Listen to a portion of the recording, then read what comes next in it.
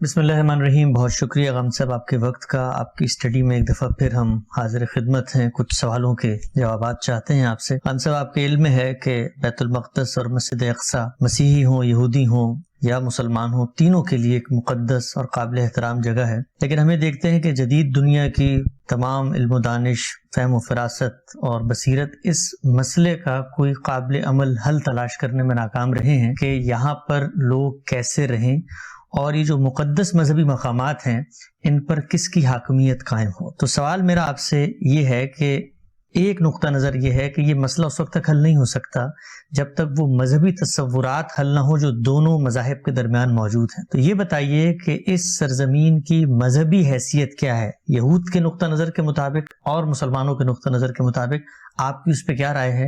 اور یہ جو بیت المقدس مسجد اقصی اس کی تولیت کس کے سپرد ہونی چاہیے؟ پہلے فلسطین پر گفتگو کرنا ہوگی. میں اپنی تفسیر میں بھی یہ لکھ چکا ہوں اور بارہا میں نے اس کا اظہار بھی کیا ہے کہ فلسطین کی سرزمین اللہ تعالیٰ نے بنی اسرائیل کے لیے خاص کر دی تھی. دوسرے لفظوں میں کہیے اپنے لیے خاص کر دی تھی. اس لیے کہ بنی اسرائیل کو منتخب کیا گیا تھا کہ وہ اللہ کے دین کی شہادت دیں اور یہاں توحید کا مرکز بنائیں. ٹھیک. انہوں نے اپنی اس ذمہ داری کو صدیوں تک پورا کیا ہے، یہاں تک کہ پھر وہ انحطاط میں مبتلا ہوئے. انہوں نے انبیاء کو قتل کرنا شروع کیا، انہوں نے دین سے انحراف کیا، یہاں تک کہ اس بڑے جرم کا ارتکاب کیا جس میں سیدنا مسیح علیہ السلام کو صلیب دینے کے درپے ہو گئے. ٹھیک. اللہ تعالیٰ نے جو فیصلہ کیا وہ ایک الگ چیز ہے، لیکن انہوں نے اپنی طرف سے کوئی کسر نہیں چھوڑی. اس کے بعد قرآن مجید ہمیں بتاتا ہے کہ وہ اس ذمہ داری سے معزول کر دیے گئے اور ان کو اللہ تعالیٰ نے اپنے غضب کا نشانہ بنایا. ان کے بارے میں یہ اعلان کر دیا گیا کہ اب مسیح کے ماننے والے، مسیح کے نام لیوا ہمیشہ ہمیشہ کے لیے قیامت کے دن تک ان پر اپنا سیاسی تفوق قائم کیے رکھے. ٹھیک. قرآن مجید کے الفاظ ہیں کہ جائر الذین نتبعوک فوق الذین کفروا الی یوم القیامہ. اس وجہ سے اب مذہبی یا دینی لحاظ سے ان کا کوئی حق اس سرزمین پر قائم نہیں ہوتا، کیونکہ وہ حق اللہ نے دیا تھا اور اللہ ہی نے لے لیا. اللہ تعالیٰ نے دیا تھا، اللہ تعالیٰ نے یہ زمین ان کے لیے خالی کرائی تھی، اللہ تعالیٰ نے اس کا اقتدار انہیں بخشا تھا. یہ اقتدار اسی اصول پر بخشا گیا تھا کہ لا ینال عہد الظالمین، یعنی سیدنا ابراہیم کی ضروریت ہے یہ. ان کو جب امامت دی گئی، پیشوائی کا منصب سونپا گیا، تو ساتھ ہی یہ بتا دیا گیا کہ یہ میرا عہد ظالموں کے لیے نہیں ہے. یہ بات البتہ بالکل صحیح ہے کہ اللہ تعالیٰ نے قرآن مجید میں یہ اعلان کر رکھا ہے کہ اوفو بعہدی اوف بعہدکم، تم میرے عہد کو پورا کرو، میں تمہارے عہد کو پورا کروں گا. یہ عہد اب ہے کیا؟ وہ اللہ کے پیغمبروں کی تائید کریں، سیدنا مسیح علیہ السلام پر ایمان لائیں، محمد الرسول اللہ کی دعوت کو قبول کریں، تو اللہ تعالیٰ کی عنایت کے پھر مستحق ہو سکتے ہیں. صحیح. لیکن یہ سب کچھ جو کچھ میں نے بیان کیا یہ ہفتہ خواں ہے، اسے اب کون طے کرے گا؟ تو اس وجہ سے اللہ تعالیٰ کی طرف سے تو یہ بات واضح کر دی گئی ہے کہ ان کا اب یہاں کوئی حق نہیں ہے. صحیح. یعنی مذہبی بنیاد پر کوئی حق نہیں. ٹھیک. اس پس منظر میں کوئی حق نہیں ہے جس میں یہ سرزمین اللہ تعالیٰ نے اپنے لیے خاص کر کے ان کو دے دی تھی. درست. اس کے بعد اب ظاہر ہے کہ دوسرا سوال پیدا ہوتا ہے کہ مسلمانوں کا کیا حق ہے. تو مسلمانوں کے بارے میں بھی یہ سمجھ لینا چاہیے کہ اللہ تعالیٰ نے سرزمین عرب کو یعنی جزیرہ نما عرب کو تو اپنے لیے خاص کیا ہے، قیامت تک کے لیے اپنے لیے خاص کیا ہے، اور بنی اسماعیل سے یہ کہا ہے کہ اس سرزمین میں اب کوئی دوسرا دین نہیں ہوگا. لا یجتمع فیہ دینان. رسالت میں آپ صلی اللہ علیہ وسلم نے اس کو خالی کرایا ہے تمام دوسرے ادیان کے ماننے والوں سے.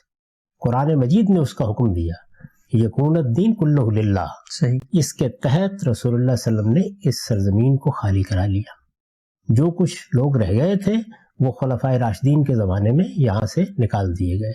اب یہ سرزمین قیامت تک کے لیے اللہ تعالیٰ نے اپنی توحید کے مرکز کے ساتھ خاص کر لی ہے، اور مسلمانوں کو یا امت مسلمہ کو یا بنی اسماعیل کو یہ ذمہ داری دی ہے کہ وہ اس سرزمین میں اللہ کے دین کی گواہی دیں. صحیح. اور یہ اعلان بھی کر دیا ہے کہ جس طرح بنی اسرائیل اس ذمہ داری پر فائز کیے گئے تھے اسی طرح بنی اسماعیل اس ذمہ داری پر فائز کیے گئے ہیں. اس کے بعد رسالت میں آپ صلی اللہ علیہ وسلم کے اتمام حجت کے نتیجے میں یہ جو باقی علاقے ہیں گرد و پیش کے، یہ بھی مسلمانوں نے فتح کر لی. یہ گویا نافلۃ لہم تھے، اضافی ان کو ملے، یعنی ایک اللہ کی اور عنایت. مسلمان جب تک اللہ کے عہد پر قائم رہے ان کی عملداری بھی ان پر قائم رہی. جس طرح یہود کے بارے میں یا بنی اسرائیل کے بارے میں یہ ہے کہ لا ینال عہد الظالمین، اسی طرح مسلمانوں کے بارے میں بھی یہی ہے کہ لا ینال عہد الظالمین. تو اگر وہ علاقے مسلمانوں سے چھن گئے ہیں تو مسلمانوں کو غور کرنا چاہیے کہ کیوں چھن گئے ہیں. ان کے اوپر اس طرح کا کوئی مذہبی استحقاق نہیں ہے. مذہبی استحقاق اگر ہے تو وہ سرزمین عرب یا جزیرہ نما عرب پر ہے، اور جلیل القدر اہل علم کا یہی موقف رہا ہے. کہ کہا جاتا ہے قبلہ اول سیدنا عمر کے دور میں فتح ہوا تو وہ قبلہ جو مسلمانوں کا یا اللہ کے ماننے والوں کا قبلہ اول تھا اس سے کیسے دستبردار ہوا جا سکتا؟ یہ دو الگ الگ باتیں ہیں. دیکھیے ایک ہے فلسطین کی سرزمین، اس لیے میں نے بات اس سے شروع کی. فلسطین کی سرزمین پر برطانیہ عظمیٰ کا قبضہ ہو گیا تھا. اس زمانے میں قبضہ ہوا تھا جب قبضہ ہو جانا ایک علاقے کے دوسری کسی قوم کو منتقل ہو جانے کی جائز صورتحال تھی، لیکن انہوں نے اس کو مستقل طور پر اپنے قبضے میں نہیں لیا. اقوام متحدہ نے، جمعیت اقوام نے ان کے انتداب میں دے دیا. اس کے بعد بین الاقوامی قانون کے تحت اقوام متحدہ نے ایک فیصلہ کیا، تو فلسطین کی سرزمین میں اب بین الاقوامی قانون کا فیصلہ وہی ہے. اس فیصلے کو میرے نزدیک فلسطینیوں کو مان لینا چاہیے تھا. انہوں نے نہیں مانا. جو کچھ ان کو مل رہا تھا آج اس سے بہت کم بھی ملنا ممکن نہیں رہا. وہ فیصلہ کیا تھا؟ اسرائیل کے حدود طے کر دیے گئے تھے، یہود کی ایک سلطنت قائم کر دی گئی تھی، اور یروشلم کے بارے میں یہ تھا کہ وہ کھلا شہر ہوگا. میرے نزدیک اب بھی یہی سب سے بہتر صورت ہے کہ یروشلم میں چونکہ ہمارے بھی مقدس مقامات ہیں، اسی طرح یہود کے مقدس مقامات ہیں، اسی طریقے سے مسیحیوں کے مقدس مقامات ہیں، اس طرح کے کسی شہر کے لیے وہی اصول ٹھیک تھا جو قائم کیا گیا. دیکھیے اگر آپ میں ہمت ہے کہ آپ آج بھی اس اصول کو تازہ کر دیں، قبضہ کر لیں، ان میں ہمت ہے تو اس کا تو کوئی جواب نہیں ہے. جو کر لے گا وہ جو چاہے گا کرے گا. لیکن اگر آپ بین الاقوامی قانون اس وقت جس جگہ پہ کھڑا ہے کہ کسی قبضے کو بھی قبول نہیں کیا جائے گا، تو ظاہر ہے کہ پھر جو فیصلہ ہوگا اس فیصلے کو آپ اچھا سمجھیں، آپ غلط سمجھیں، اسی کو قبول کرنا چاہیے. اس کے تحت اس کو کھلا شہر ہونا چاہیے، اسی پر اصرار کرنا چاہیے. یہی اصولی موقف ہے، اور اس کو حاصل کرنے کے لیے پرامن جدوجہد بھی جاری رکھنی چاہیے. پرامن جدوجہد، ہر حال میں پرامن جدوجہد. اب اس کے بعد ہے وہ 3 مقدس مقامات. ان کی تولیت ہر اس گروہ کے پاس ہونی چاہیے جو انہیں مقدس سمجھتا ہے. یعنی اگر ہیکل سلیمانی کی کوئی جگہ ہے، وہ اس کو دوبارہ تعمیر کرنا چاہتے ہیں، ان کا پورا حق ہے. اس کی تولیت انہی کے پاس رہنی چاہیے، اس کو چھیننے کا کسی کو حق نہیں ہے. اسی طرح مسجد اقصیٰ وہ ہم نے بنائی ہے، مسلمانوں کی تعمیر کردہ ہے، اس کو اسی طرح مسلمانوں کے تصرف میں ہونا چاہیے. مسلمانوں کے متولی کی حیثیت سے خدمات انجام دینی چاہیے. مسیحیوں کے جتنے مقامات ہیں ظاہر ہے وہ بھی کم نہیں ہیں وہاں پہ، ان کی تولیت مسیحیوں کے پاس ہونی چاہیے. تو کھلا شہر ہونے کا مطلب یہی ہے.